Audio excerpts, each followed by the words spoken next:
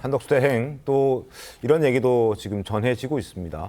한 보도에 따르면 이재명 전 대표가 대통령이 되는 걸 막는 길이라면 출마 결심도 할 거란 보도가 있었습니다.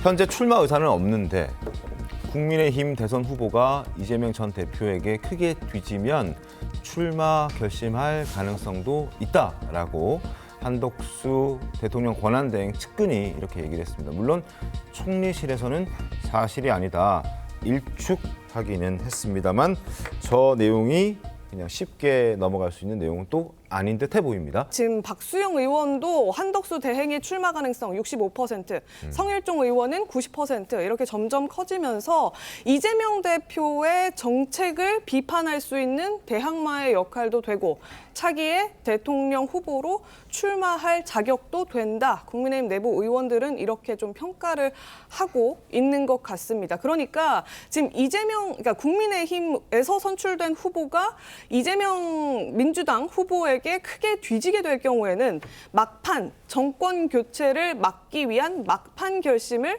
지금 한덕수 대행이 할 가능성 점점 커지고 있다. 이 얘기인 거거든요. 송영 변호사님 어떻게 보십니까?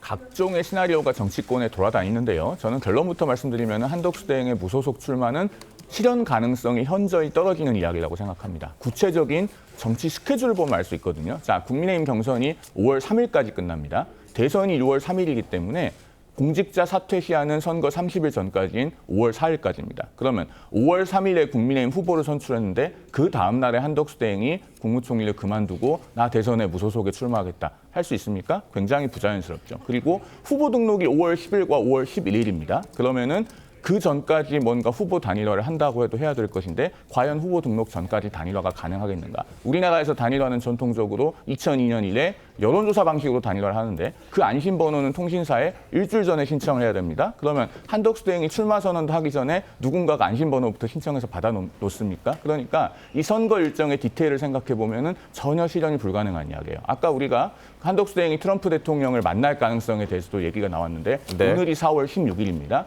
공직자 사퇴 시한까지 이제 딱 18일밖에 안 남았는데 그 사이에 정상 외교의 일정을 조율해서 한덕수 대행이 미국에 가서 트럼프 대통령을 만날 수 있다? 굉장히 실현 가능성이 낮은 이야기죠. 국정을 조금만 해보신 분들이라면 아실 만한 이야기인데 정상 외교를 하려면은 적어도 몇 달 전부터 일정을 조율합니다. 그러니까 이렇게 뭔가 미국과의 관계를 국내 정치에 이용하려고 에드벌룬을 띄우려는 시도는 적당히 하는 것이 좋다. 제가 이런 말씀을 좀 드리겠습니다. 제가 좀 반론 아닌 반론을 드리자면 정상회담이라는 것은 양 정상의 의지만 있다라고 하면은 뭐 얼마든지 가능한 것이고요. 미국의 하루 일정으로 2박 3일로 다녀올 수도 있는 것이기 때문에 저희가 좀 그렇게 좀 뭐랄까요? 예단할 필요는 없다라고 생각을 하고 좀 출마 가능성에 대해서도 저희가 생각을 하기보다는 지금 메시지 그 자체에 주목하는 게 중요할 것 같습니다. 한덕수 권한대행 같은 경우에는 윤석열 정권 내내 총리로 이제 재임을 하면서 이재명 대표를 비롯한 이 야권의 좀 무자비한 입법 폭거에 대해서 누구보다 더 잘 알고 있는 사람이라고 할 수 있을 거거든요. 네. 이를테면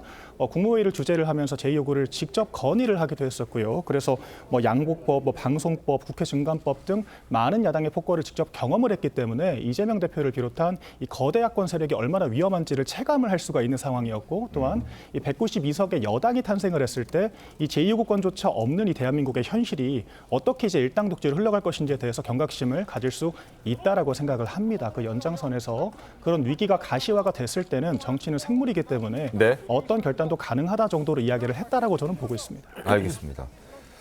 자, 당내 의원들의 목소리는 점점 부정적으로 나오고 있습니다. 한대행 차출 움직임이 커지면 커질수록 국민의힘 경선 주자들의 목소리는 견제 목소리가 더 거세지고 있습니다. 확인해 보시죠.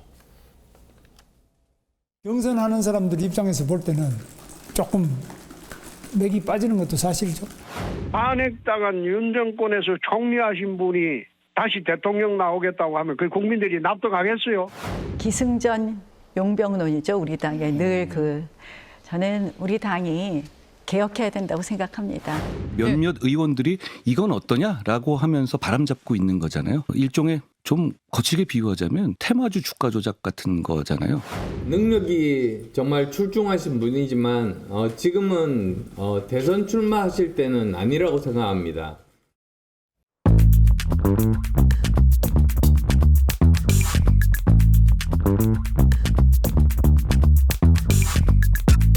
감사합니다.